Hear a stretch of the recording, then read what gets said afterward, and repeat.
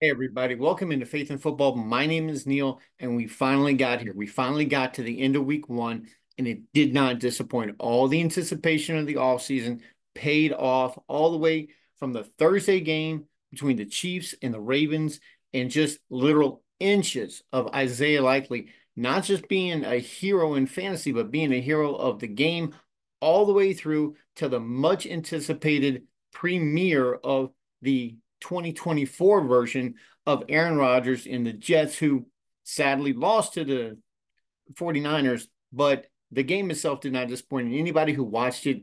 I don't know if it's just me, but I saw an Aaron Rodgers that looked like he was reborn, looked like he still had that touch.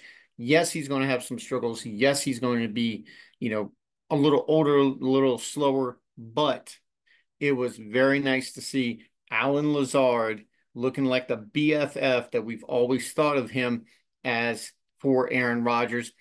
For all those Garrett Wilson managers, I'm sorry, but it looks like Aaron Rodgers has found his boy. Now, we all know how Aaron Rodgers loves to hyper target one individual wide receiver, and judging just by week one, that guy seems to be Alan Lazard. Now, could be wrong. Maybe he's you know, changed his ways a little bit. Maybe he's opened up a little more into the prospect of having more than just one wide receiver. But Jordy Nelson, Davante Adams, those guys he hyper targeted in Green Bay, and they were fantasy gold. So if you're seeing this on the Wednesday when I'm releasing it and recording it, uh, your waivers may have all probably have already run. If no one out there went and got Alan Lazard, please go make him a waiver priority and make sure that you pick him up. Now, we're going to get into this in this episode in just a minute. And what we're talking about today, this is a Tuesday week in review.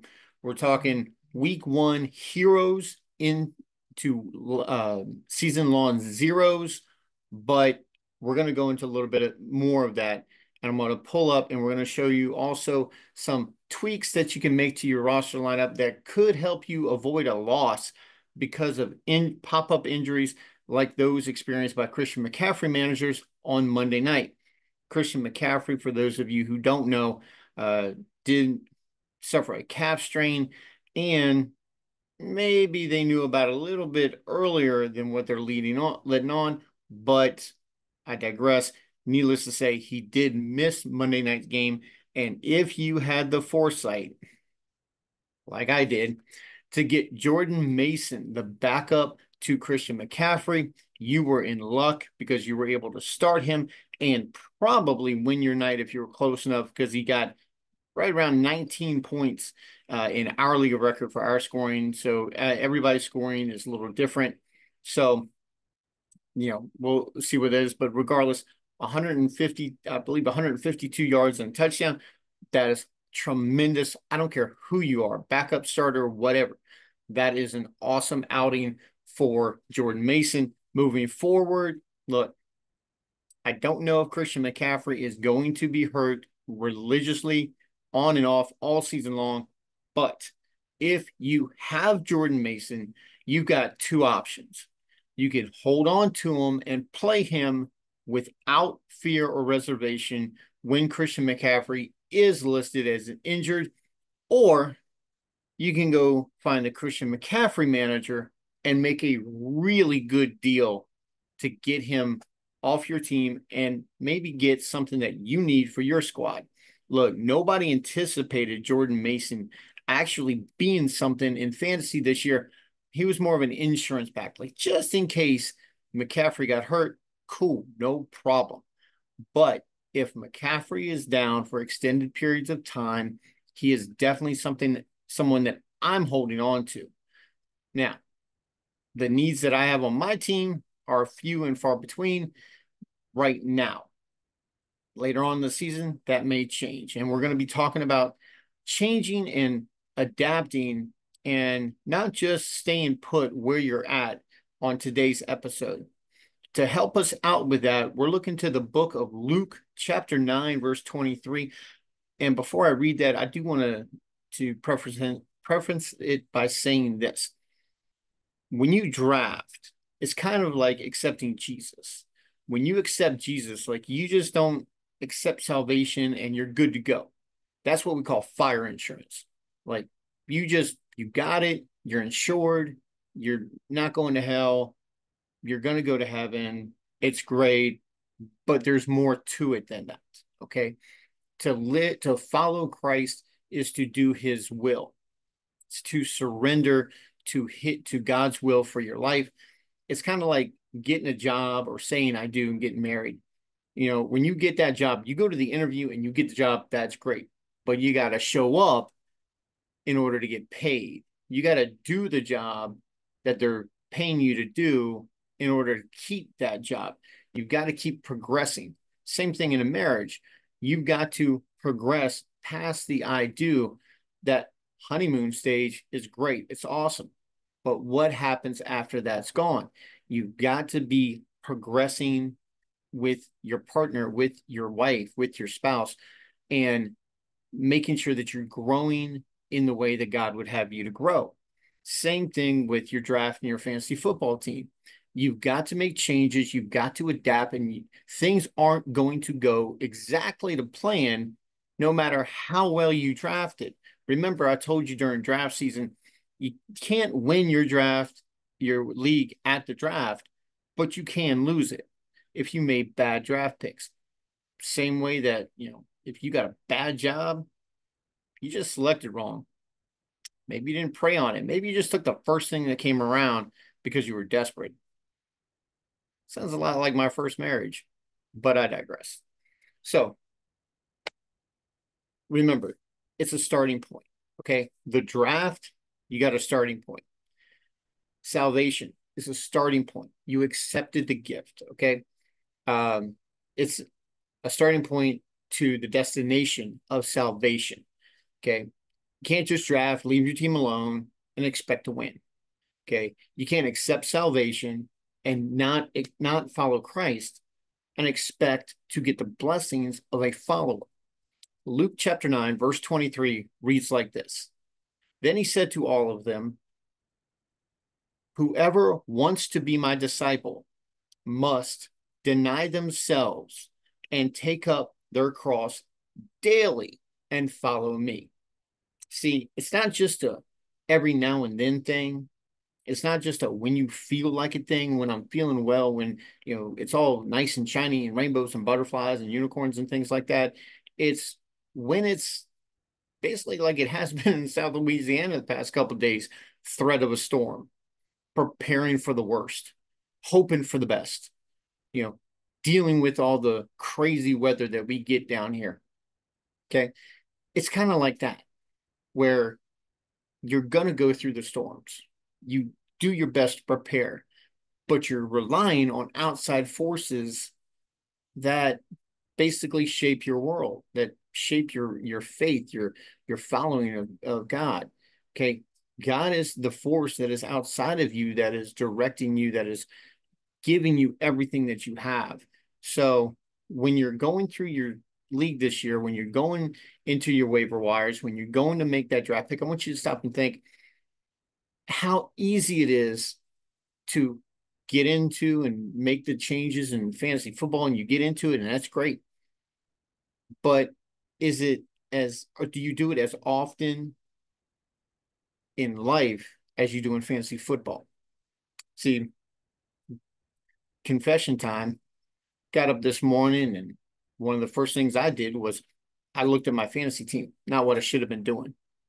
Wasn't until later on in the day that I backed up and got into the word and got into my daily devotional and actually started to do things for God rather than for myself.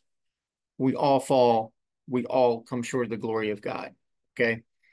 That's one of the verses that we're going to be talking about a little later. Well, actually, I tell you what, let's talk about it right now.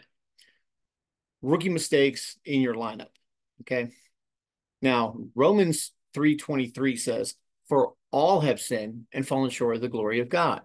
Now, that should be comforting to us because we fall short daily, moment by moment, minute by minute.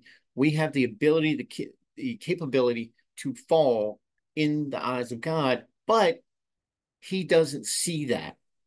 He sees the whitewashed part of us that is washed by the blood of Christ, makes us white as snow. Okay. That's what God sees when he looks at us. And when we are able to look through his eyes and see what he sees, our life becomes so much better. So we're going to show you real quick. And Nick, if you're watching, sorry you got to relive this again, buddy, but it's learning time. So let's go ahead and take a look at Nick, my buddy Nick's lineup. And this is not Nick Reed, who cuts my hair, but if you are in Lafayette, Louisiana, or in the surrounding area, and you are looking for a good barber, go down and see Nick Reed at Alpha Barber Company in Lafayette, Louisiana. You can find him 4519 Johnson Street, or give him a call 337-345-8233, and he will hook you up like he hooks me up. And when you go down there, tell him Neil says hi and you heard about him from me. Okay. Having a bad hair day, I slept on it long. That's why I got the cap and I didn't do my hair up. So plus it's my day off, so don't judge me. But anyway, let's get into it. Now, Nick had a blowout loss to last year's last place team, who is doing a whole lot better this year, because he didn't have someone else draft his team for him. Quick background on this. My boy Billy right here forgot to request off for our draft, and he let his wife pick for him. I'm not going to get into every single draft pick that she made, but I will tell you, to give you an idea of how bad it was, her first overall pick was Russell Wilson. Enough said. So, needless to say, Billy is doing much better this year. He actually got a league high 153.82 points as compared to Nick, who was dead last with 90.42 points. Now, Nick could have been a whole lot higher. He did have Christian McCaffrey going into Monday night's game against the Jets. Now, it was a hard ask to expect Christian McCaffrey to get him 64 points. And I'm not saying that that would have happened, but he could have made a whole lot better showing if he had to just remember this one simple rule that rookies tend to make, and actually some veterans tend to make in their lineup setting. So you got Christian McCaffrey, you drafted him number 1 overall and number 2. Maybe you were lucky enough and he fell to 3 because someone wanted to take CeeDee Lamb and Tyreek Hill first. So we're going to look at his lineup, and normally you would see Christian McCaffrey right here. Now, a lot of people think that, hey, I drafted him first. He's my running back. That's great. He is also your running back if you put him right down here in the flex position. Okay. So if you have a player going on Sunday night or Monday night, please put him in your flex position, because as Nick learned the hard way, he could have put him in this position down here where he has Javonte Williams and put Javonte Williams starting, because Javonte played a lot earlier than Christian McCaffrey did. So if he had to put him here, that would have given him the flexibility to put in Allen Lazard, because Allen Lazard was playing in the same game and was available on waivers. So when we got the news that Christian McCaffrey was out, then he could have gone, picked up Christian McCaffrey instead of Isaac Granado. I think that's how you pronounce his name. That's how bad it is. I don't even know who this guy is. So needless to say, neither he nor the other whatever string running back he was got any kind of playing time, because Jordan Mason took all of it. Every single bit of starting work that was there was taken up by either Deebo Samuel or by Jordan Mason. So that's what happens when you don't put your in your flex position, those players that are playing on Monday night or Sunday night football, and you don't have the flexibility to adjust on the fly. Now, I would have felt really bad for Nick if he had been able to pick up uh, Allen Lazard and start him against Billy on for the Monday night game, and he was down by, let's say, 15 points, because Allen Lazard put up over 20 Monday night for the Jets. Now, that's absolutely phenomenal performance. So, again, if Allen Lazard is out there, please go pick him up. If Jordan Mason, by some miracle, made it through waiver claims, go pick him up. Okay.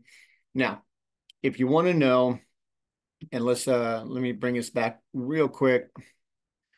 If you want to know how to do a waiver claim, this is how we do it. So you go to players. Now, until your waivers run, so from the time that the game starts, any player playing in that game, let's just say it's Thursday night, all the free agents that are playing in the Thursday night game are going to have a W next to their name. So right here where that plus is, it's going to have a W, and that means waivers. That means that there's a waiting period before you can claim that player off of the free agent list and put them on your team. So if you were to claim Sam Darnold off of waivers, you would hit the W. It would ask you what player you want to drop, because if you're claiming a player, 9 times out of 10, you have to drop a player. So if you do that, then you are faced with a decision on who to drop. Basically, week one, it's real easy. It's the guy who you probably drafted last. In our draft, Jordan Mason made it through the draft undrafted, and I went immediately and picked him up, dropping Audric Estime, who I did talk up on this show a whole lot, but I had a better feeling about Jordan Mason. So Jordan Mason went out and got him, held on to him, and lo and behold, I got some draft fantasy gold in Jordan Mason, much like the defense of my belt that has started this week. I am the returning champ of the Zia Thunderdome League. So, like Ric Flair used to say, to be the man, you got to beat the man. Well, this year, I'm the man, and I got the target on my back. Now, one thing I also want to discuss with you guys is ties, because for the first time ever, I experienced a tie in fantasy football. 104.48 to 104.48. I was going up against my buddy David, and David had Amon-Ra St. Brown. And if any of you saw the Sunday night game between the Rams and the Lions, you know that St. Brown did not perform like he normally does. Matter of fact, he got, I think, 2 receptions, if I'm not mistaken. And the last one for 5 yards was just enough to tie me. And then I spent the entire rest of the evening watching this game with a heart palpitation that just leaping out of my chest and in my throat. And then I wound it up in a tie and found myself praying in overtime that he would get a reception at the line of scrimmage and then fumble so I could actually just out and out win. Now, needless to say, that Sleeper does not have an option where you can, set it to where you can go ahead and break a tie. So in our league of record, I put up a poll, because if you're a good commissioner, and I'm talking to all those commissioners out there, if you're watching, make sure that you have in place a rule stating what your tie break rules are. In our league of record, as it stands right now, we voted as a league. I myself did not vote, nor did I allow David to vote, because that would just be a conflict of interest. So the rest of the league, the other 10 guys, voted 9-1 to adopt a new rule stating that bench points would be the determining factor in the breaking of a tie. So whoever got the most bench points won. I went in as a commissioner and adjusted by a 0.01 decimal point difference in order for the computer to recognize myself as the winner. Now, you might say that that's a little self-serving, that's a little selfish, whatever, what have you. However, if you look, you have to look at the long-term effects of this. If it comes down to a playoff spot where, let's just say myself and David are vying for a playoff spot, or let's just say myself and, well, my boy Billy, we're vying for the last playoff spot. Now, Billy's team has more points than I do. However, he has one more loss because I have a tie. Now, because I have a tie and record gets you in, I would get that last playoff spot, even though my team didn't do as well. Now, for those of us in the Zia Thunderdome League, we thought that that was not fair. So that's why we determined to not have ties, to just have wins and losses. Your league might be different, but we decided that that wasn't fair, that one team should be punished for doing well, and the other team should be rewarded for tying and not doing as well overall. So that is a hypothetical that could happen. Not saying that it would, but it could. And we try to eliminate all of those problems before they happen. I am thankful to my league for being an active league, and that's what you're looking for. Oh, by the way, update for those of you who are interested, I did happen to win my first Megala Bowl match with the Fantasy Footballers. I have loved this league. If you are not a follower of the Fantasy Footballers, you want to become a member of the Foot Clan. It's very simple, $5 a month, get you a subscription. So make sure that you go and follow the Fantasy Footballers and become a member of the Foot Clan. And you too can play in the world's largest fantasy football tournament with myself and the Ballers.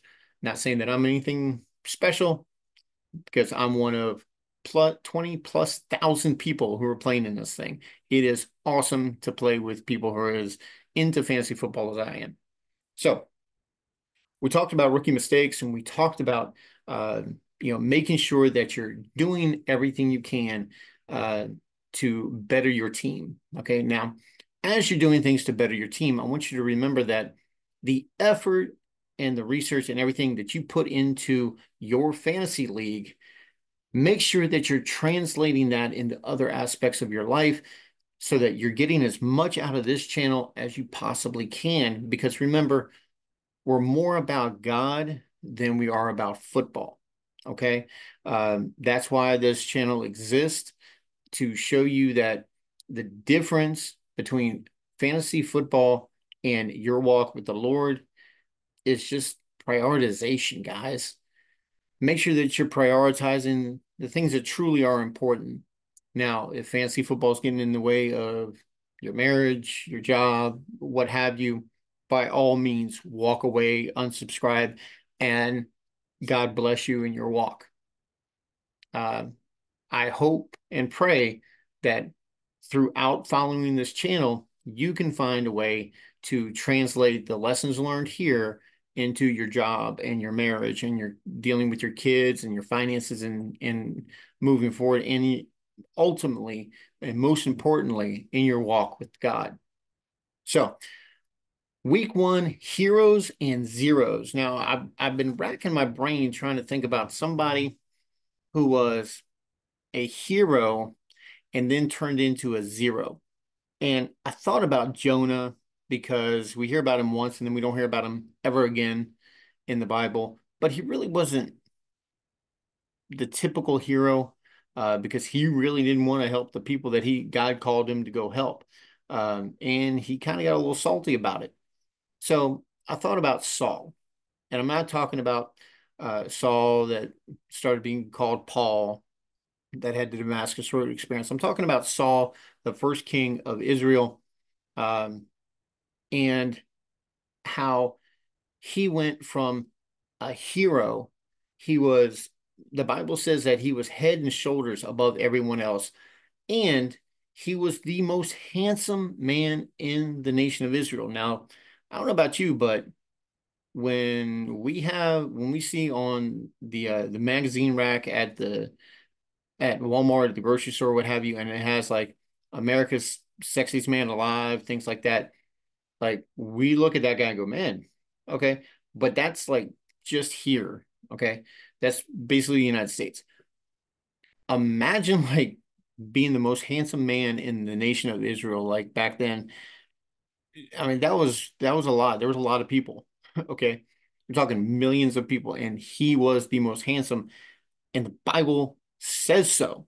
So this was a good looking dude. So he went from being the first king of Israel, the one that the people wanted, then he just lost his mind because he got away from God. He kept going deeper and or farther and farther away from where God intended him to be because he basically lost his kingship because he disobeyed God. So I bring this up to show you this. Not all week one heroes are heroes for the season long. Myself, I thought I was going to have a week one hero because last year, Hunter Henry scored a lot of points, like a lot of points. And I was like, okay, well, cool. This year, he's probably going to be the same thing because they weren't supposed to beat the Bengals and they have a new quarterback at Jacoby Brissett, and they really didn't have a whole lot of receiving options. And he didn't do what I thought he would do, and I benched Brock Bowers. Should have started Brock Bowers. I wouldn't have had to come up with that tie rule. But here's the thing. When you think that you're doing something right, God's going to show you that even though you didn't do the right thing, he's still going to lead you somewhere and make something positive come out of it. See, I thought that I was going to be cute and, brighter than everyone else and rely on Hunter Henry and bench Brock Bowers. And all of my research said start Brock Bowers, but I thought I knew better. The same way that we think we know better when it comes to what God calls us to do, we think that we know better, but we don't. So make sure you're not getting too cute. Make sure you're praying on your picks.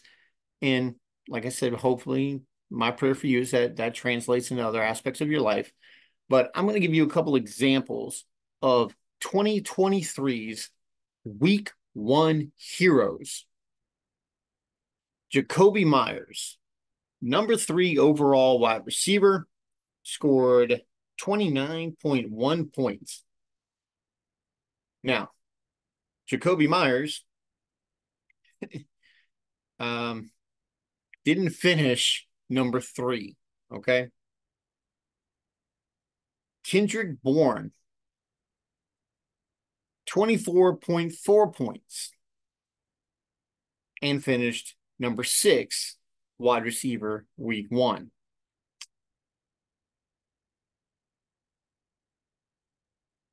Tutu Atwell finished with, let's see, 18.9 points as the wide receiver 13. You're like, well, that's wide receivers. Those guys, they fluctuate. Quarterbacks are kind of steady, right? Okay. Prep yourself for this one. Number 1 overall, Tua Tagovailoa. Number 1 quarterback week 1. The number 2 quarterback week 1, Mac Jones. Now, anybody who's followed fantasy football for any amount, or at least the last couple of years, knows that Mac Jones is not your savior for fantasy football league. Okay. Let's see. Number 7, Deshaun Watson finished number 7 with 22.7 points for week 1, 2023. Jimmy Garoppolo finished quarterback number 13 with 18.1 points week 1. You think, okay, well, you know, quarterback, okay, maybe he had off game, whatever. How about running backs? I got you. Tyler Algier, running back number 4 with 24.4 points. Last year's Tony Pollard finished 5th week 1 with 22.2 points. Great. Everybody was doing victory laps because they knew that they had gotten a star when they drafted Tony Pollard. Nope, not how that one happened. Roschon Johnson finished 17.5 points at running back number 8. So let's switch up and we'll read 2024's, or I'm sorry, 2023's season ending. Christian McCaffrey, number 1. Breece Hall, number 2. Travis Etienne, number 3. Raheem Mostert, number 4. Rashid White, number 5. Joe Mixon, number 6. Kyren Williams, number 7. Derrick Henry, number 8. Bijan Robinson, number 9. Jahmyr Gibbs, number 10. James Cook, number 11. Alvin Kamara, 12. And Saquon Barkley, 13. Nowhere on there are any of those guys that I read. Same holds true for the quarterbacks, with the exception of Tua Tagovailoa. Tua finished 10th. Okay. Wide receiver. None of those guys are on this list. As a matter of fact, I don't know how far down I have to scroll to find them. That's how bad it is. So just because somebody blows up week 1, don't automatically crown them and don't automatically ditch the guys who bombed. Okay. Everybody this week who has one of the top tier tight ends is panicky. Okay. Now, let me see if I can show you this.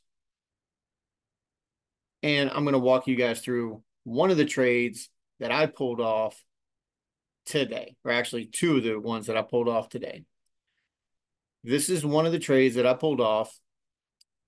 I traded Terry McLaurin for T. Higgins. Now, all of those people who see my hat and my shirt and memorabilia behind me, listen, this is fantasy football. Okay. Don't let your fandom get in the way of making moves because you want to hold on to your guy.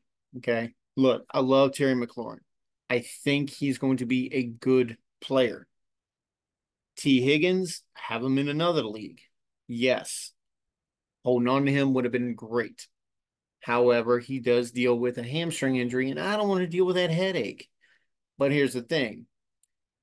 We talk about name cachet, and we talk about preference, and we talk about preconceived notions of people. And preconceived notions of players in fantasy football is something to take advantage of with other players. So down here, I traded T. Higgins for Amari Cooper. Now, you might be asking yourselves, why? Why give up T. Higgins, who's the number 2 wide receiver on a very powerful offense in Cincinnati, when you have Jamar Chase, who is disgruntled? T. Higgins is basically the guaranteed number 2. And even though Amari Cooper is the guaranteed number 1, he is a little older. And Deshaun Watson is playing like garbage. It's because I do research. It's because I look beyond the surface stuff. That's why you get into the Bible. That's why you read it yourself. That's why you go do the studying on your own. That's why you grind, not just in fantasy football, but in your walk with God. Make sure that you're grinding and getting the most out of it for you. I try to get the most out of those trades for myself. So the T. Higgins from McLaurin trade, walk you through that one. I ran it through the trade analyzer off of Fantasy Pros. Now, if you go into Google and you type in trade analyzer, it will take you to a couple of different places that you have a choice of. My recommendation is that you choose the Fantasy Pros because I just like the way that it's set up. It gives you a fair trade and it analyzes your trade and tells you to stay away from it or to go through with it and how fair that trade is. So that's what I did. Turned out that the McLaurin and T. Higgins trade was very close. Matter of fact, it was identical. They give you a number, I believe the number was 19 and 19 on that trade, with it shading a little bit to Terry McLaurin. Now, I'm okay with that. I'm cool. I wanted to trade away McLaurin anyway, just because what I saw from what I was able to see of uh, Jayden Daniels was a run first, dump it wherever you can, rookie quarterback who may not be targeting my guy as much. Could that change? Sure. However, I know that T. Higgins carries a lot more weight than Terry McLaurin. So I wanted Amari Cooper, and I knew that I wasn't going to get him with Terry McLaurin. I knew I could probably get him with T. Higgins because I messaged the owner and said, hey, you got any interest in Higgins? He's like, yeah, I like Higgins. Now, I tried to get Amari Cooper with a couple of different trade packages, but was unable to do so. But I didn't give up. Lesson here. Just because you're told no, just because it doesn't work out the first time, if God really wants you in that place, keep plugging at it, keep going for it. Sometimes God puts obstacles in our way just to see how strong our faith is. How bad do you really want it? How bad are you willing to sit yourself aside for something that God wants for you? Question for deep thought, guys. So think about that. But when I got the Cooper trade, I wanted a Cooper because I know Deshaun Watson probably isn't going to be there. He's just got another allegation of sexual assault up against him. Now, I read a little bit in it, and I don't think anything is going to come of it. But I'll tell you right now that Cleveland's probably getting tired of hearing about this. And the fact that he's playing like hot garbage doesn't help. Now, I also know who the backup in Cleveland is. And for those of you down here in South Louisiana, you know him, you love him. It's Mr. 30 for 30 himself, or actually 33 for 30, Jameis Winston.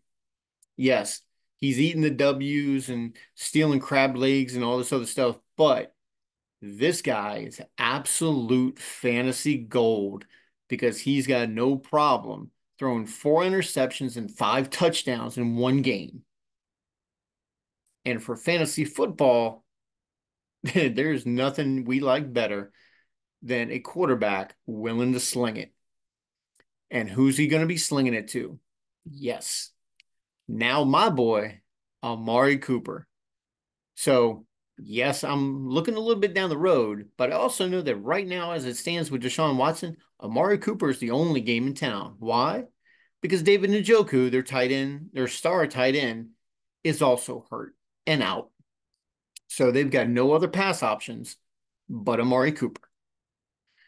So remember, somebody offers you a trade, make sure you're doing your due diligence and making research and ask questions about that player. Maybe not to the person who you're trading with because they want that guy. There's a reason they want that guy. If you're comfortable pulling that trigger, by all means, go ahead and pull it because a value to me is not necessarily a value to you. That's why I don't request that trades be approved by myself in our league, nor do I play in any league where the commissioner has to approve a trade. Because just because the trade looks bad on the outside doesn't necessarily mean it's bad on the inside. It's kind of like how the world might see you. The world might see you as jacked up, messed up, and just no good. But God sees an all-star. God sees that gift that he's given the world and the gifts that he's put inside of you for you to share, for you to make someone else's life better. So next time we're going to be talking injuries and start sit for week 2 of the NFL regular season and week 2 of the fantasy football season. Remember, guys, it's a 14-week season for the regular season of fantasy football. Playoffs start week 15. We got a long way to go. We got a lot of different twists and turns that are coming. Make sure that you're doing your due diligence. Make sure that you're tuning in, subscribing, and sharing. And make sure that if you're in Lafayette, Louisiana, that you're going by 235 Duce Road, Lafayette, Louisiana, to Zia Rotisserie Grill. Make sure that when you get there, ask for the manager, show them proof that you subscribe to my channel, and you can get a free appetizer of your choice on me from them. You won't be sorry. Make sure that you go down there and check them out. I'm putting this out on Wednesday because they're closed for the storm. But they will reopen bright and early, 11 a.m. Thursday morning. So make sure you go down there and checking them out. Look, the hours are 11 to 9 Sunday through Thursday, and 11 till 9:30 Friday and Saturday. Also, if you need any catering done, make sure you call my boy Andy at 337-406-0013, and he will hook you up with all kinds of good food. You can get anything from chicken, ribs, hummus, whatever you need, he will hook you up with. Maybe even a little something off the menu if you ask nicely. So make sure you go down and check them out. And don't forget about my boy Dusty Shores down at Keller's Bakery in Youngsville.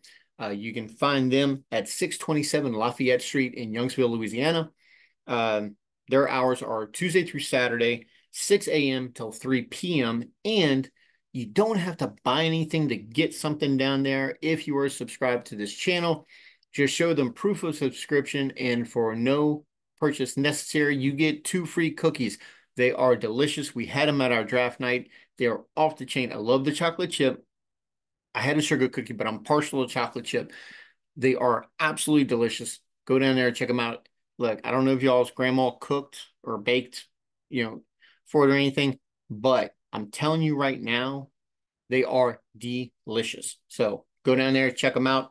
You can also go down to Amis Grocery, downtown Lafayette. If you're looking for some good local items, they have over 200 local items from over 50 local vendors. You can find him at 603 Jefferson Street in Lafayette, Louisiana, downtown, inside of Gordon Square. Make sure that you're checking them out. Tell him that I sent you, and he'll show you where the good freeze-dried candy is. So make sure you go check that out. And if he doesn't have any, tell him he needs to order more ice cream sandwiches. Okay, they're delicious. So if you go down there, see him during the summer. He should have some good snow cones as well. They're amazing on a hot day. So go down there, check them out. Don't forget my sponsors. And guys, don't forget, subscribe, like, share, leave a comment. If I don't play fantasy football with you, please tell me where you're listening from or where you're watching from, and any questions that you have, fantasy football related or not. I'd be more than happy to get into conversations outside of fantasy football as well. So guys, until next time, I pray that your week 1 went amazing, and I hope that your week 2 goes just as well. If you had a horrendous week 1, we're here to help you make it better. Remember, football's good, but God is greater. We'll see you guys next time on Faith in Football.